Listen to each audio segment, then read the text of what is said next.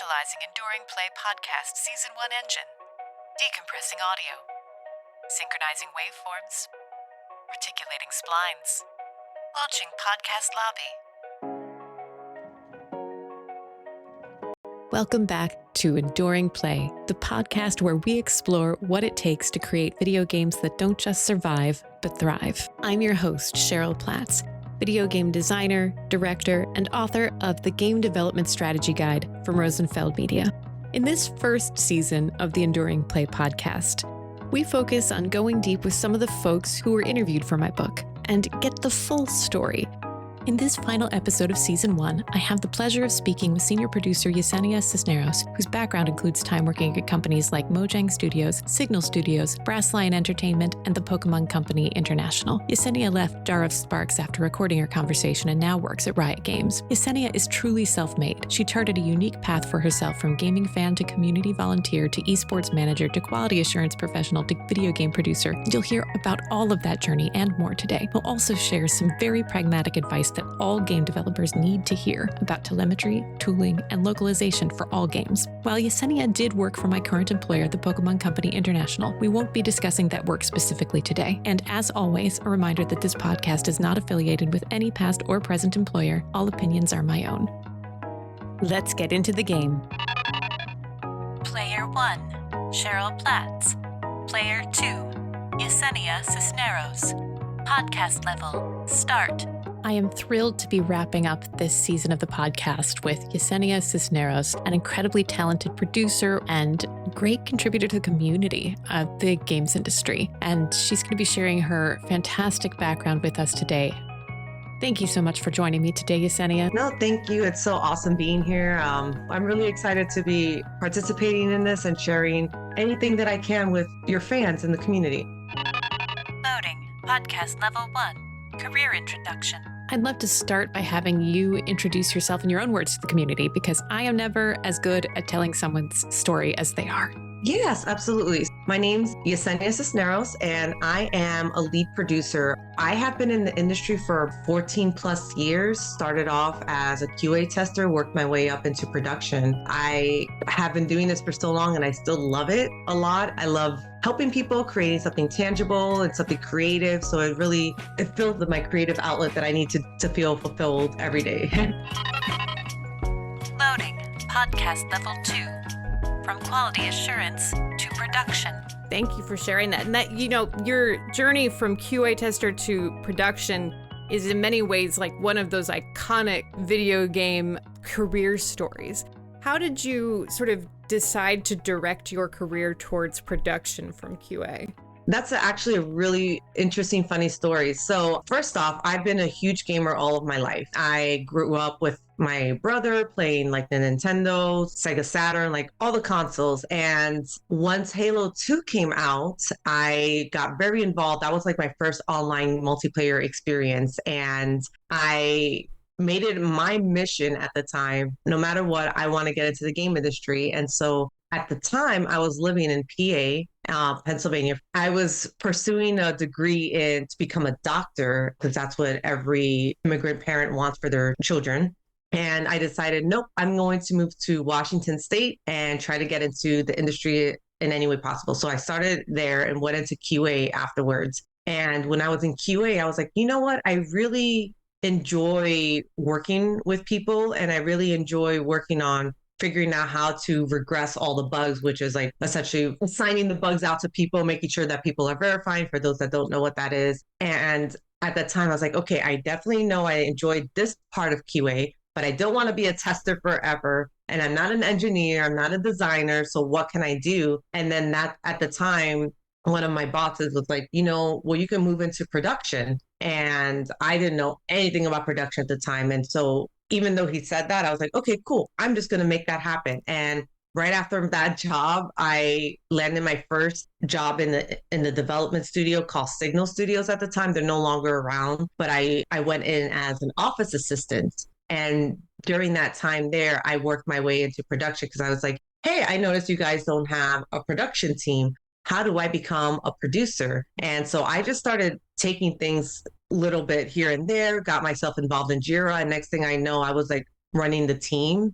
And I've enjoyed it ever since. So no one really taught me how to be a producer or what it was. I just kind of jumped in and used my instincts of like just bringing the team together and rallying against the goal. And a lot of it was on the job learning and mentorship, working with publishers, my producer, executive producer that we hired later on at the time, and just networking and talking to people. So that's kind of how I got into production.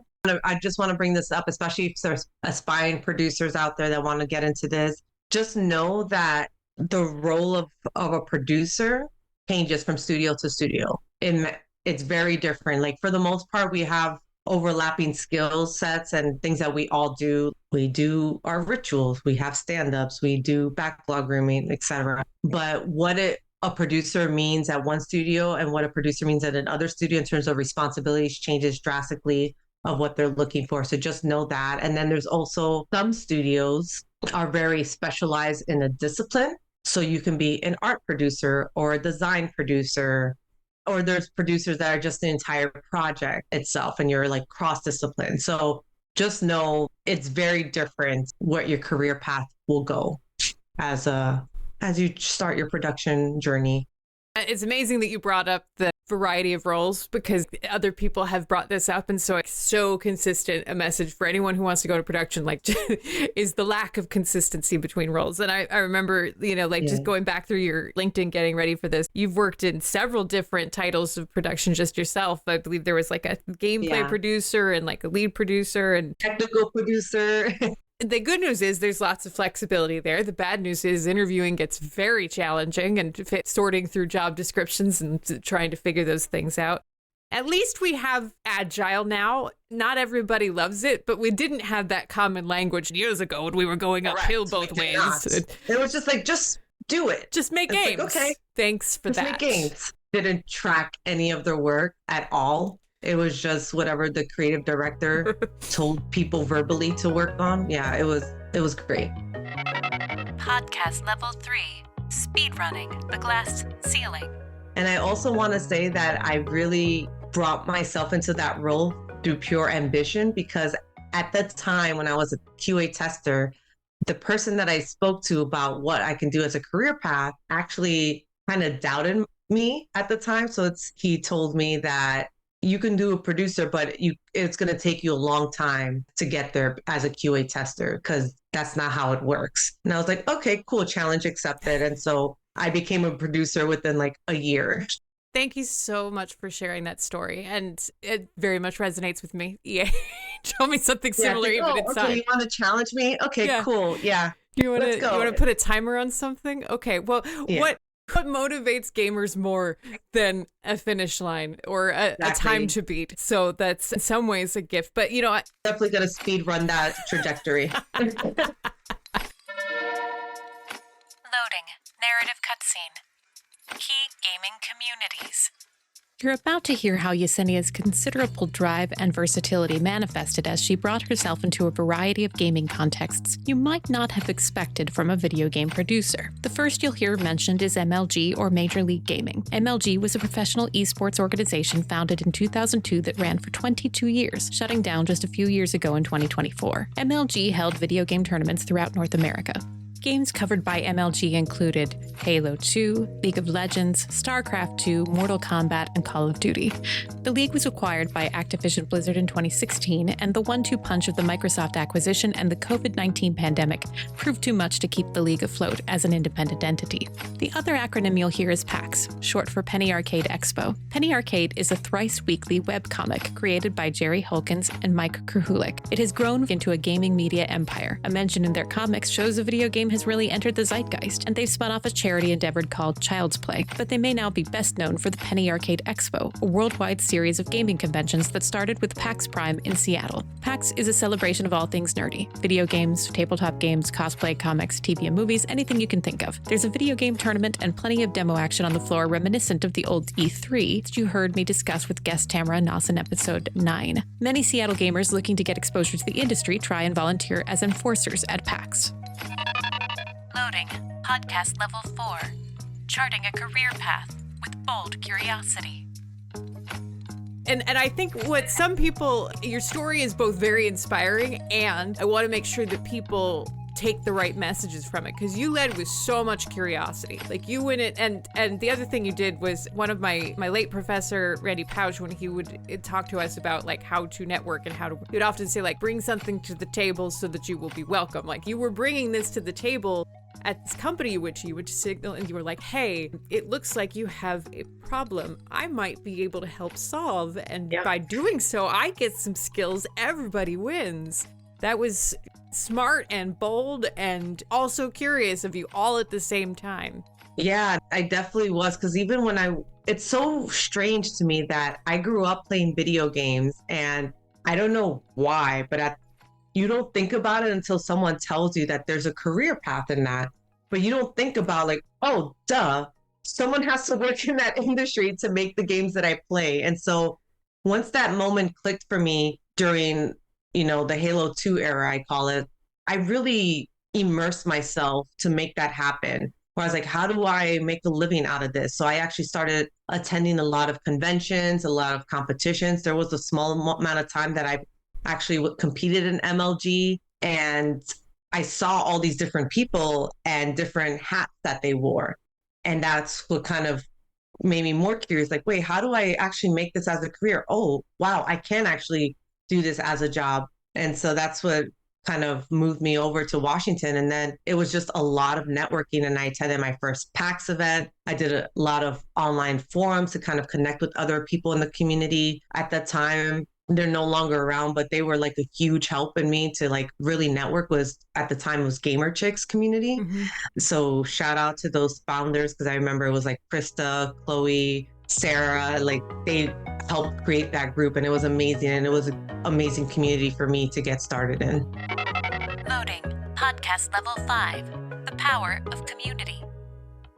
Thank you for bringing all of that up. First of all, like the fact that the industry is both young and old enough now that we've seen several groups that walked so we could run like Gamer Chicks, which existed in the like Microsoft space. And and at the time it was like a bold thing to say like, hey, there's some women who do games, and they had to put themselves out there and endure everything. You describe it so casually, like, oh, I went to PAX and I did these conferences and stuff, but I think sometimes people underestimate the value. And it's a huge time sink in some ways, but like you get so much value out of that community engagement, but you can't quantify it. It's hard to tell someone like, look, you're going to go to Game Developers Conference and you're going to get X value out of it. But I can absolutely trace back a ton of the knowledge I'm putting into my book now, 20 years later, from talks I saw at GDC, the Game Developers Conference in like 2005. Or people I met there. And I'm sure for you, the same way with PAX and all these other conferences you're talking about, but it requires that like leap of faith, that either the investment of time,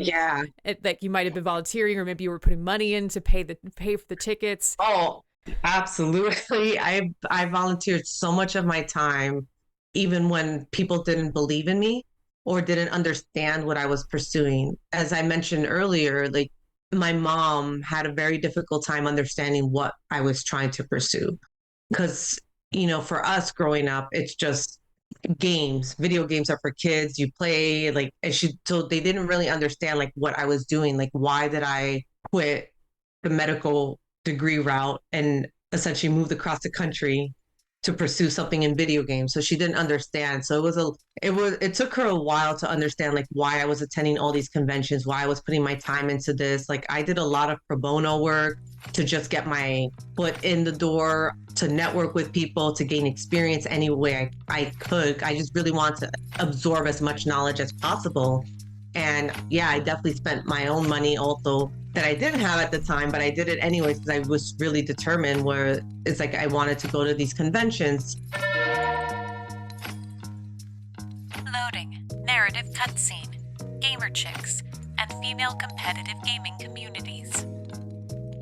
Gamer Chicks, spelled with an X, was a unique blend of community and corporate outreach in the early 2000s backed by Microsoft. A group of women identifying gamers banded together at a time when 10 to 20% of all Xbox players were women, as reported by Gamer Chicks leader Krista Phillips, aka Trixie, to the New York Times on September 3, 2007. Inspired by another group of groundbreaking competitive female players called the PMS Clan, and often mentioned in the same conversations as the Ubisoft-sponsored competitive team, the Frag Dolls, Xbox Game Gamer Chicks was uniquely and specifically created for the Xbox community, and unlike professional teams, was created to welcome newcomers and more seasoned gaming veterans to the fold alike.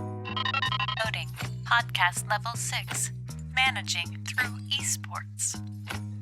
And I wanted to go to MLG. Like, I went to MLG North Carolina, and that's how I met all these amazing people. And, you know, at the time, the PMS clan was up and starting, and I remember watching them compete. And then I remember watching the Frag Dolls come around, and I was like, wow, I want to be like them. And, you know, shout out again, like, she knows this. I've brought her up so many times in like random posts, but she like also really helped propel me and gave me inspiration to move forward. Like you were saying, all these people before us has set the path for us to run. Nelly, she was part of the Frag Dolls at the time. I think her Frag Doll handle was Frag Doll Psyche, because she was, I think, getting a psychology degree. Nelly, correct me if I'm wrong. But she was an inspiration because she was the first Latina that I saw in the gaming space. And so she really helped me feel comfortable to move forward and pursue that. And it's been a lot of time investment. And then I even like had my own MLG team that I managed just because I wanted to learn and gain that experience of managing people. And I paid that out of pocket as well. It wasn't cheap, but I somehow, looking back on it, I don't know how I did it, but I did it. So yeah, this is a long-winded way to say, yes, I agree with you. It's a lot of time investment and things that I sacrificed in order to get to where I'm at.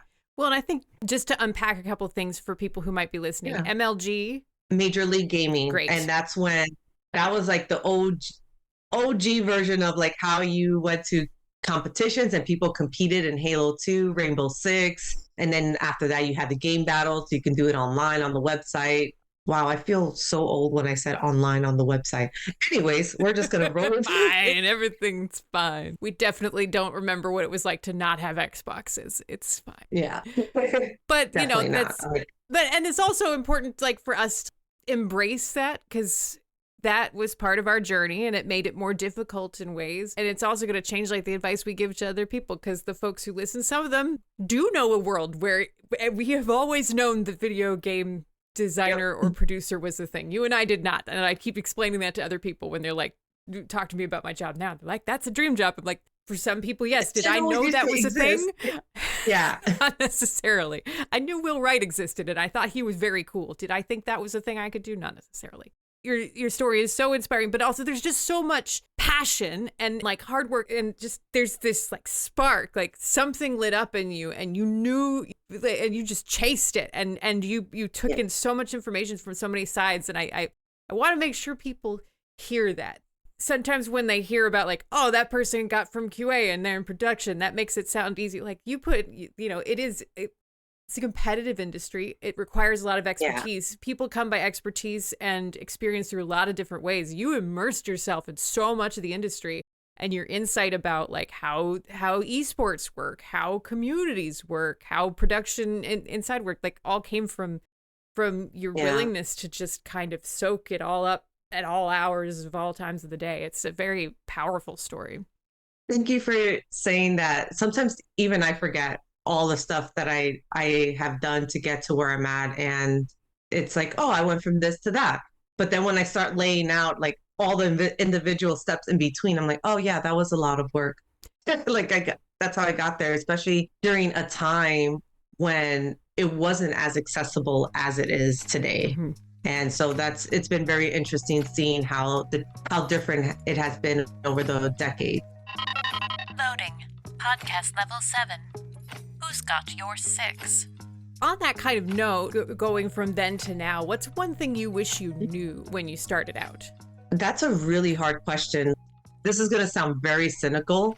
Not everyone's your friend. That's something I wish I knew. Not everyone always has their best intentions. And so you really have to, and that's not to sound cynical or to like cause alarm to anyone. It's just know who your people are, keep them close, and make sure that you're taking care of yourself, because that's the only person that you can really trust and lean on is yourself. That's you can count on. And sometimes other people you can't. At the end of the day, this whole industry, it's a business. So we have to remember to treat it as a business. And there's been times I forget. It's all the more important when people get into a world where they perceive something to be their dream job, right? Because I don't know about you, but when we see how dreams are depicted to people, right? There's like an ending. Cinderella goes the ball, she marries him, and then it's done. There's like no guidance on like how to live in a royal household with all of that. If you get into the gaming industry and you land, then there's all that. There's the how do you layer the passion on top of a career. And in a couple of the conversations I've had with people, we've been unpacking, like, you know, when it's high stakes for people, it brings out the best and worst. You can have some of the best times in your life out here, but also it can be, you know, I've had people bring up the word cutthroat and they weren't, you know, and not everybody who brings up that perspective has the same marginalized identities and things. Like everybody experiences that to some extent because it's so competitive. So it's not so much cynical as just it's a competitive industry. That's like really big for me. And everyone I talk to and mentor, but I love mentoring people and talking to them about the industry, but I'm also very realistic and I try to be real with people and transparent and honest because I want everyone to have the entire picture and all the information possible so they can make the best decision for themselves. And that is all I really truly wish for anyone and for myself. I want you to have everything so you make the decision of what works for you. And that's why it's kind of like, it's not cynical, it's just real, where it's like you just have to make sure like you confide in the right people and understand that it's a business and just take care of yourself. Do what's best for you. You know, first year or two at EA, the whole EA spouse thing happened. It was like, oh, we're not supposed to work 80 hours a week. There's so many places where you're like, oh, people will just continue to take advantage of you if you don't have the walls up. Loading. Podcast level 8. Thoughtful and inclusive leadership. But I also know, like, you painted it originally as cynicism, but I also know from your GDC talk in 2024 that, and like you and I and many people I talk to are very passionate about doing what we can to be the change we want to see. Like just because it is a competitive industry doesn't mean that's the behavior we have to model. That's the leadership we have to bring in. I know, like, I try to like model very collaborative experiences and like a lot of career support for my employees when I do leadership. Is there anything you want to share from like that perspective, the panel you were part of? Yeah. So the reason why I enjoy and I'm so passionate about what being a leader is, and I feel like why I'm good at what I do and as a human person is just because I really have seen bad leadership throughout my career. And it's something that is really important to me because I feel like in this high stakes industry, especially where everything is so competitive and everything is about hitting profits, you know, like I said, it's a business. So you have to make some money. Sometimes people forget in these high stakes situations how to be a human person. It's almost like when people are behind a keyboard and being anonymous and being a troll, it's like you kind of lose that humanity part because it's like, oh, they'll never know. And so that's why I'm very passionate and I give these talks, is because I want to remind people to lead with empathy, be compassionate. You can still get results without working people to the bone or being, you know, like a dictator or authoritative, you know, kind of role. I really encourage everyone, leaders or not, everyone, it applies to everyone, just like lead with empathy, treat others like you want to be treated. And you actually get, as cliche as it sounds, you get more with honey. Just don't be a jerk. Like, it's really easy to forget about that. And so that's why I talk about it at my GDC talks a lot. And it's something that it really means a lot to me. I've just seen a lot of nasty behavior working in the industry, both at studios and then also the community itself, because they forget that developers are real human beings also making the game. Loading. Podcast level 9. The high stakes of production.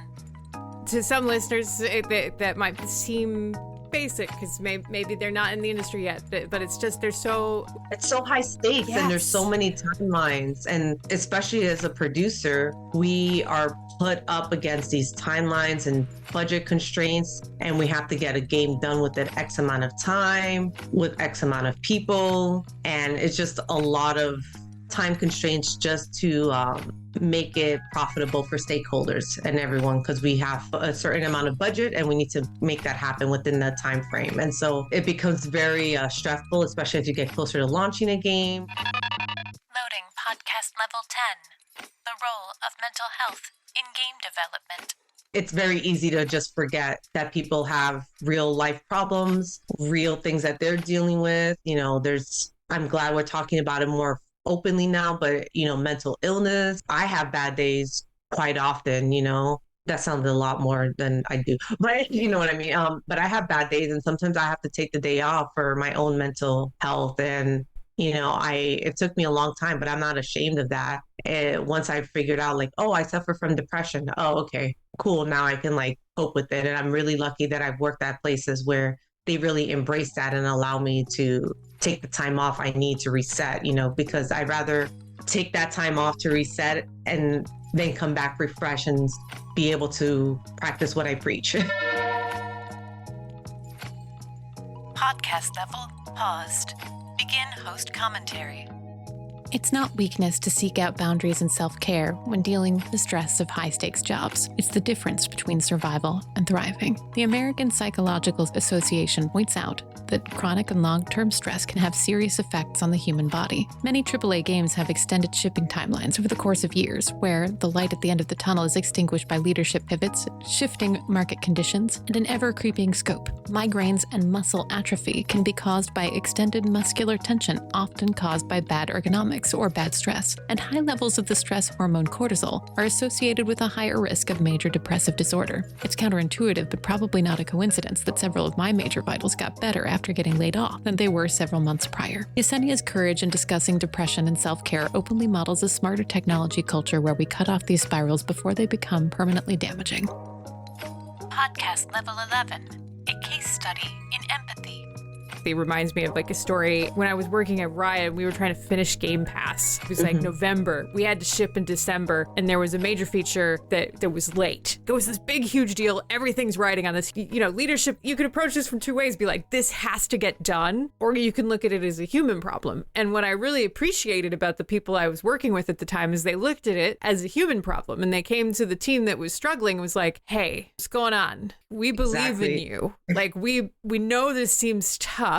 What do we need to do as a collective to get through this? And I'm deeply paraphrasing, and there was a lot of sensitivity in the moment to land the right message for this team, which was working very hard. They managed to create a situation where what looked like it was going to be late landed basically on time or close enough that it kind of came out of the wash. I believe, the folks who were running that team, they just did a really lovely job of creating a safe space in a tough time. That takes courage because you don't know how that outcome's going to go. But yeah, if it works in the most dire of circumstances at trying to ship global software, it'll probably work better than you think on a smaller game when you are not trying to ship an authentication system for 5 games at once across tens or hundreds of millions of players. Yeah, I resonate with that a lot. And you summed it up pretty nicely for me. It's what I love about what I do and I'm very passionate about is creating a safe space for everyone. Just like regular relationships, you want people to feel safe, because when you feel safe, you feel seen, you feel heard, you feel safe to bring up issues. I'm going to quote the Gottmans, but the Gottmans are really good about that, about, the 4 horsemen, which leads to arguments in relationships.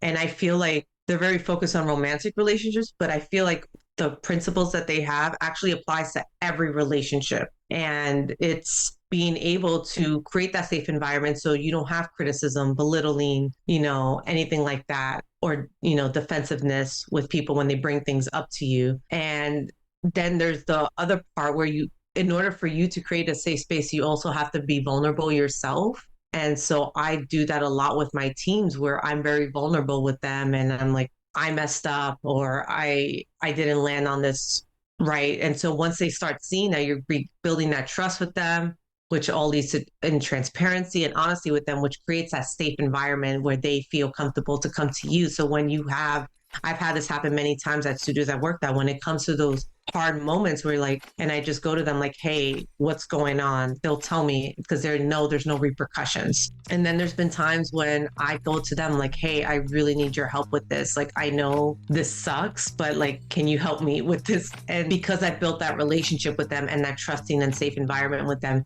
they're really willing to help me out as well too, because they know that in return, like I always have their back. And so when you have that two-way street, you know, it works really well.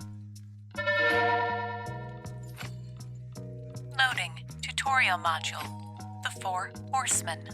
Yesenia mentions Gottmans here in the same breath as the Four Horsemen, which most gamers would probably think are a reference to some form of apocalypse. But in this case, Yesenia is referring to a therapy and counseling framework that reframes the horsemen as a metaphor for communication styles that can predict the end of a relationship.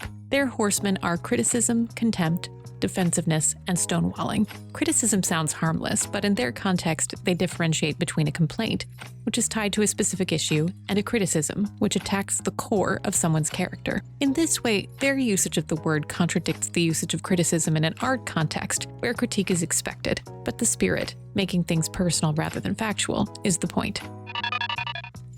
Podcast level 12, building safe spaces with intention and earned trust.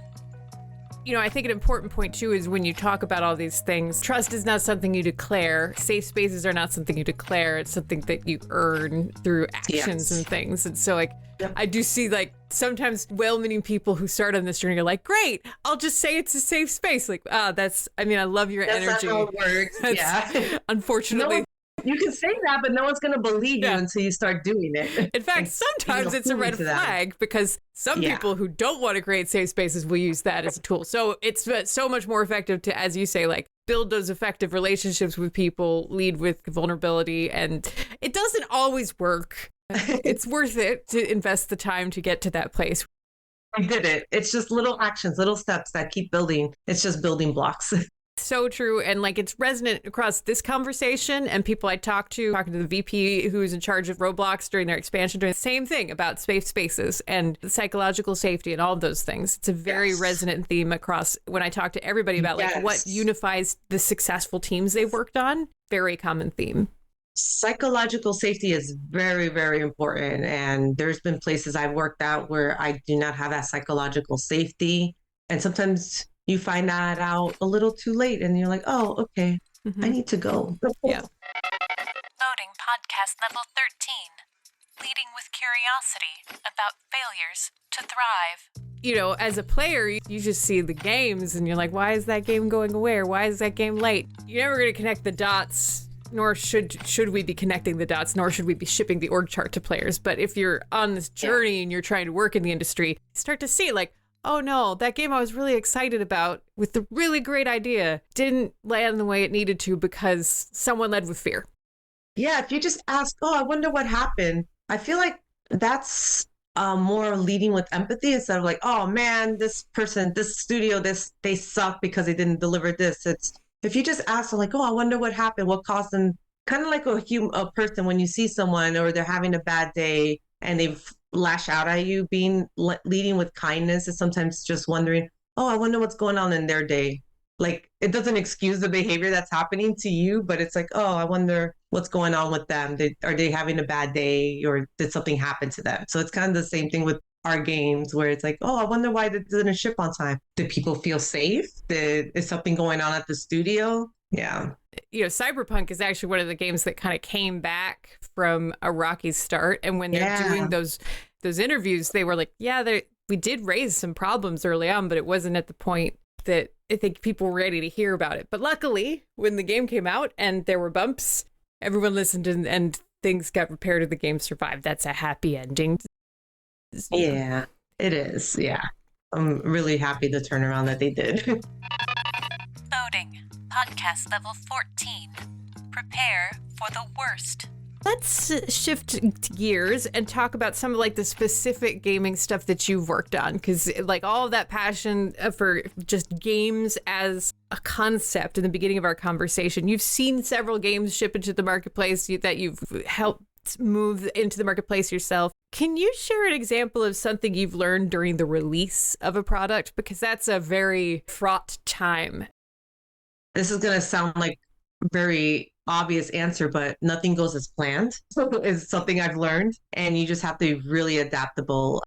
You're right. Nothing does go as planned. Expect the unexpected. Expect the 11 p.m. phone call from... Podcast level paused. Begin host commentary. I agree with you, Senia. Nothing goes as planned.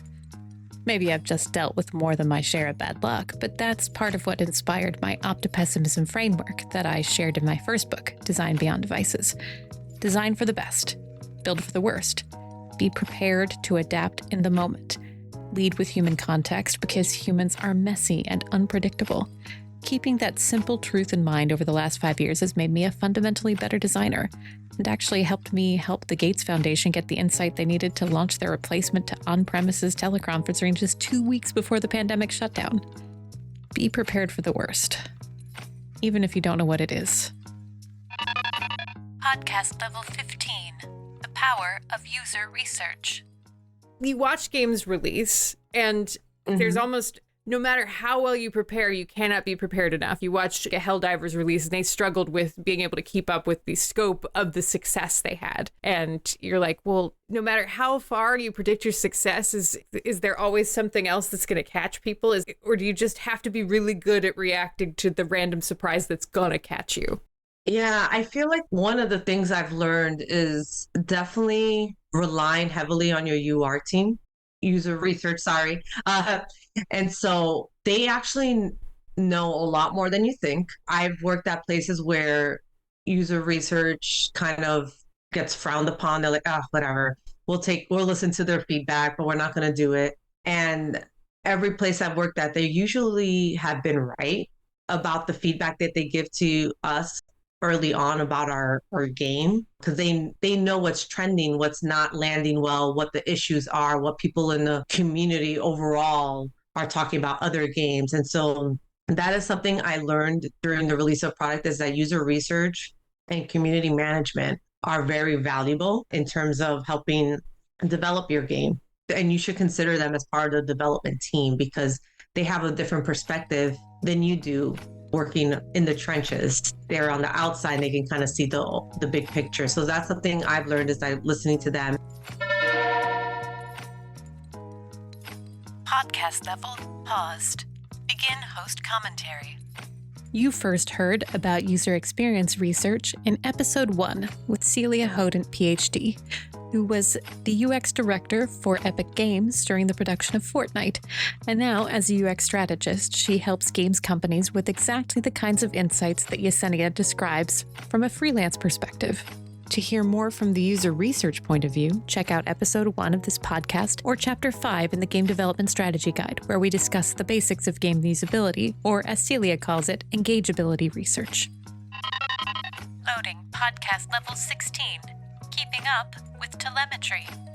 And then also I've learned about adding more to track players. Oh my God, what is the word? Telemetry? Why did I just blank on the word right now? Telemetry. Definitely implementing those as you're working on the features rather than retroactively putting it back in is way better. So that's something I definitely have learned.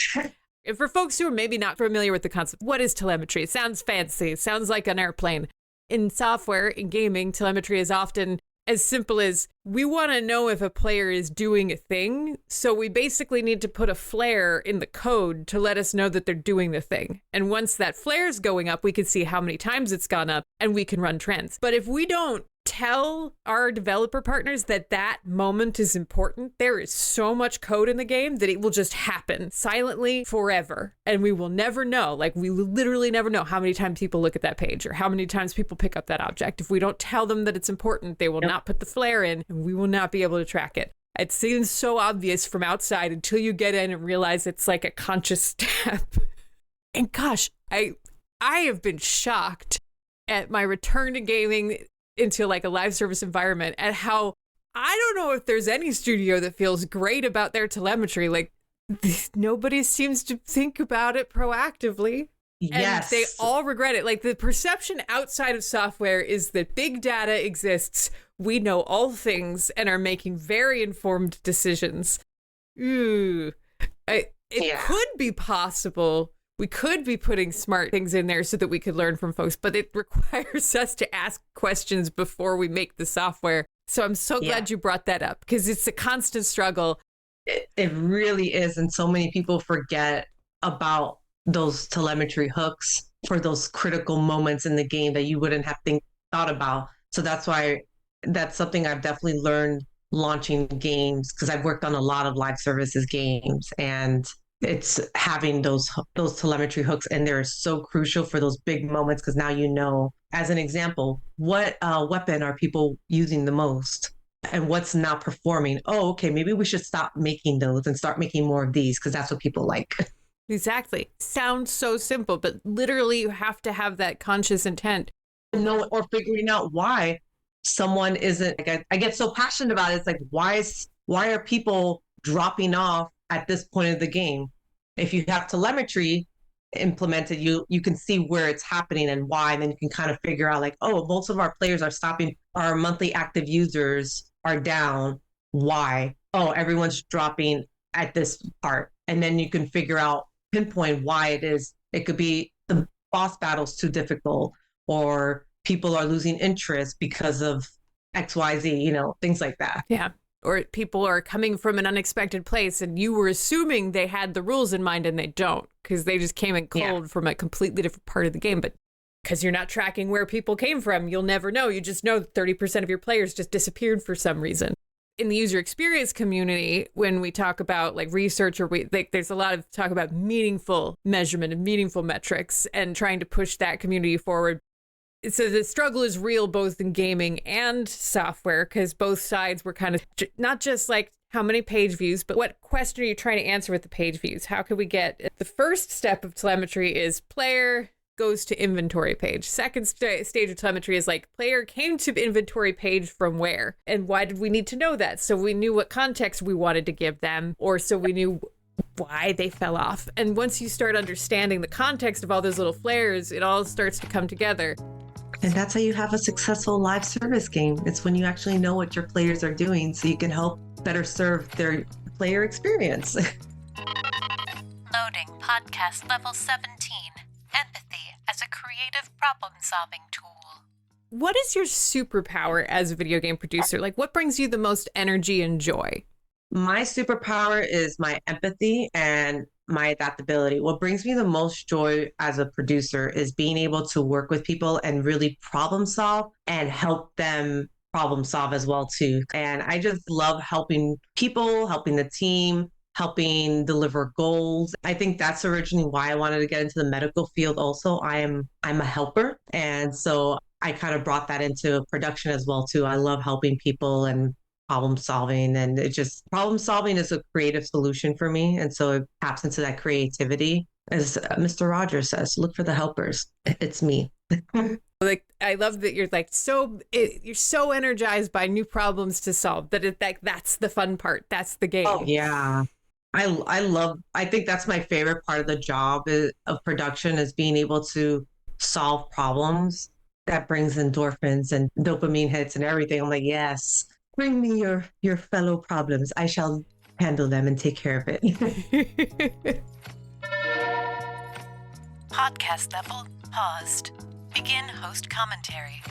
I want to draw attention to Yesenia's point here. She says that problem solving, interpersonal problem solving, is a creative outlet that gives her energy. How lucky is any team that can work with a person energized like that? For those in more creative disciplines, it's also an important reminder. There are vastly different disciplines in game development, and different people express their creativity in different ways. Lean on everyone for their unique superpowers. Something you might hate to do might be a strength for someone else. You might be self-selecting away from approaching someone like Yesenia for collaboration when they literally get energy from that collaboration. You'll only know if you try. And note her choice of words: helping other people problem solve, not solving for others. This is a coaching mindset, the kind of leadership mindset that helps other people get stronger over time without removing their agency.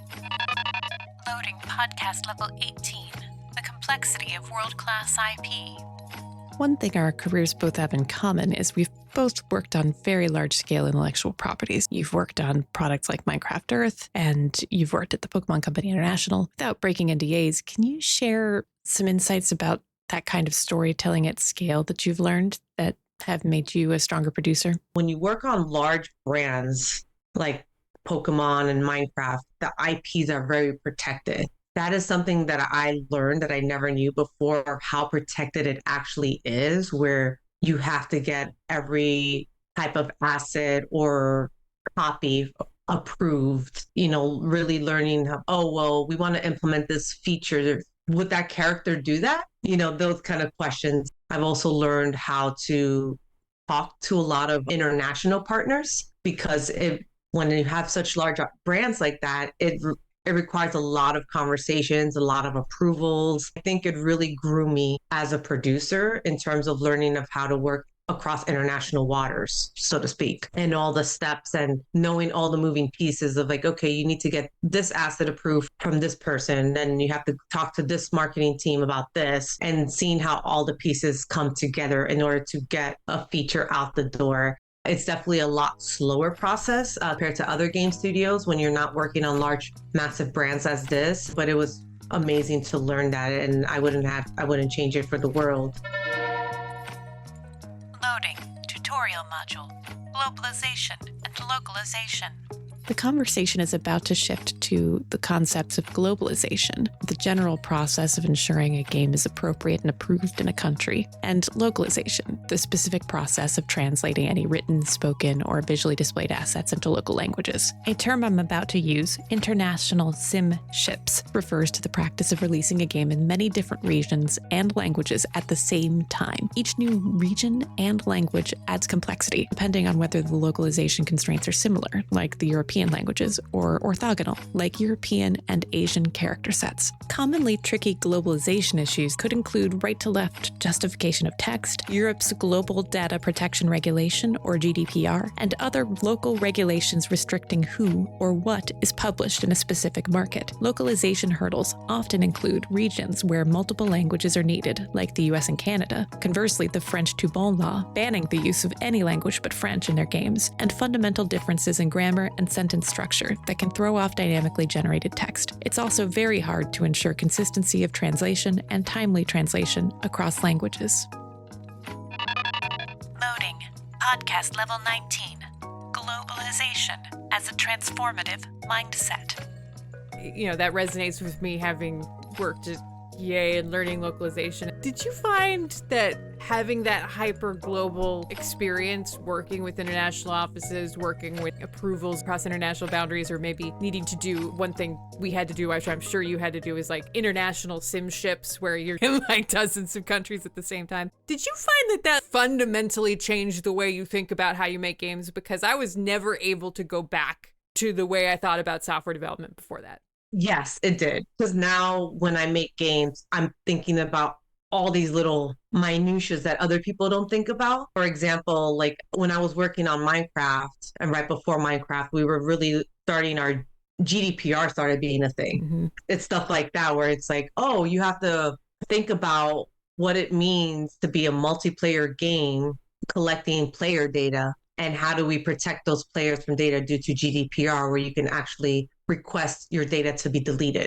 So that really changed how games are made in terms of that, where it's like that didn't exist before. And now I have to think about that in features. And so every time I think about games, I think about all these little different things. Or, oh, if we launch this game in that region, that has a lot stricter rules in terms of releasing that game, and we have to change our game completely different. For example, you can't show blood or gore in like Germany, things like that. And so you have to make the game completely different. Yeah, it's one of those things that's like once you open Pandora's box, you have all this knowledge of what it means for all these other games. Loading podcast level 20, localization horror stories. And then I also think about the localization a lot. Oh, yeah. Oh my God. That localization, like if you're a loc producer, shout out, good kudos to you. That's a lot of work. So It's so much work. It's hard, especially, oh my gosh, the running joke every studio I worked at, the moves and the names. Cool, this is what it's called. Now we're going to translate it to German. And it's so long, and you have to figure out how to like shorten it, the characters in the text. That's always the running joke. Every student is like, oh, we got to translate. Oh, we got to translate to German. Okay, how do we make all these characters fit in this line of text? German, Dutch, every language has its own challenges, and English is no picnic either. I will say that this is a great example that if you have not gone through your great globalization awakening, if you've not prepared your team for issues like this, you may be in for some significant pain. When I was working at Kryptonite Games, our engine had a maximum character limit on words because the screens on handhelds were a limited size. And the engine would crash if the words were too big. And so we would use a script to flag when words were too big. And I told folks, you just need to hyphenate those words. But I was assured, no, we don't need to change the engine. It's fine. We're always going to catch it in the text files. We're going to run the scripts. But sure enough, during final submissions, we would find, like clockwork, a translation that had words over 22 characters that were crashing the game. Just a word crashing the game. In one case, in Dutch, it was super uber birthday party, all jammed together. I could read it in English. I was like, why aren't there any spaces? And yeah, maybe that doesn't apply to your PC game, but something else will. That's definitely something I have learned as well, which is working on live services game, is that I try not to bake text into anything, because what happens, you can ship the game and now the wrong text is showing up, or you find out a little too late, oh, that word doesn't translate well and it means something else in someone else's culture. We need to change that. You want to have a good localization pipeline so you can change that text really quickly and effortlessly, rather than having the text baked into like an image, for example, where it's like, okay, now we have to make a new image and then go through the entire submission process again to get, it's not good. You want to be able to make changes as quickly as possible for a live services game. And that definitely working on multiplayer live services games and like big brands has prepared me for a lot for that. And I just think about worst case scenarios of everything. So I try to be proactive and plan ahead for that now. And that's why your teams are one of the many reasons your teams are lucky to have you around. And I used to think that this was knowledge that everyone had come around to, but recent events have made me realize that it's not. So we're just going to give a public service announcement here. Initializing public service announcement mode. If you're listening to this and you might be starting a game for the first time and you're tempted to hard code your strings, don't do that. Put them in a text file. Give them localization IDs so that you can replace that file with a different language later. Unless you only ever want to ship your game in a single language, which I guarantee you don't. You like money. You like other things, right? So don't do it. Just don't get in the bad habit. ASMR. No hard coding strings. No, don't do it. Hard coding. Don't do it. Don't do it. I thought it was a solved problem, and then several things of the past couple years, it is not. So if you didn't know that, don't feel bad. There's other people in the industry that don't know that, but we're here to save you time right now. That's one genuine thing you could take with you from this podcast that maybe you didn't know, but please don't hard code strings. Ever. And if you don't know what that means, find your nearest friendly developer or localization aware producer, and they'll walk you through it. Yeah. And PSO. Loading. Podcast boss level. The importance of tooling. Something I do want to bring up over my time working at studios, please build tools ahead of time before you go into production. A lot of places I've worked, it's very easy to deprioritize tools because people just want to get features in the game so we can get it out the door as quickly as possible.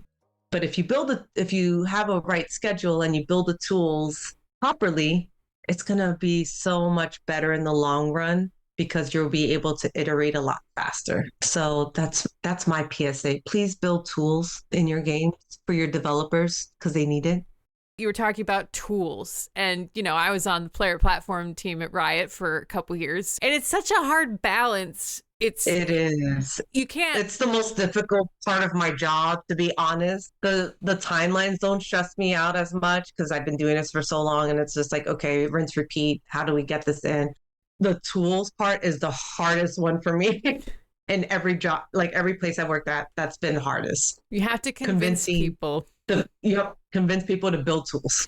And why do we have to convince people? If you've never been on this journey before, every developer has a choice. Build it once, faster, or build something that will do it multiple times but will take more time and more conversations with people. So you have these two options, and if your game is careening towards a deadline, the first one is always going to be more compelling, and you have to make a really good case that there's enough pain coming from the second or third time you try to do this thing that the tool is worth doing, which also requires a lot of hubris. You have to be confident enough that this feature or this game or this whatever is going to be successful enough, and you're going to need it quickly, because a lot of people are happy to be like, we don't need to deal with that for a year. You're like 2 weeks later. Oh, where are all these people coming from? Great problem to have, but if you're not prepared for it, it's going to be bad. And it can kill games not to have the right tools. I was just going to say, it can kill games too. Like not being prepared for it and having that wonderful problem will also hurt your game because you're not prepared for the influx of people. So no one's going to play your game then. So you just, in a way, sabotaged your own game. Yeah. Because sadly, this is a very date-driven industry. You get one shot, maybe, most of the time.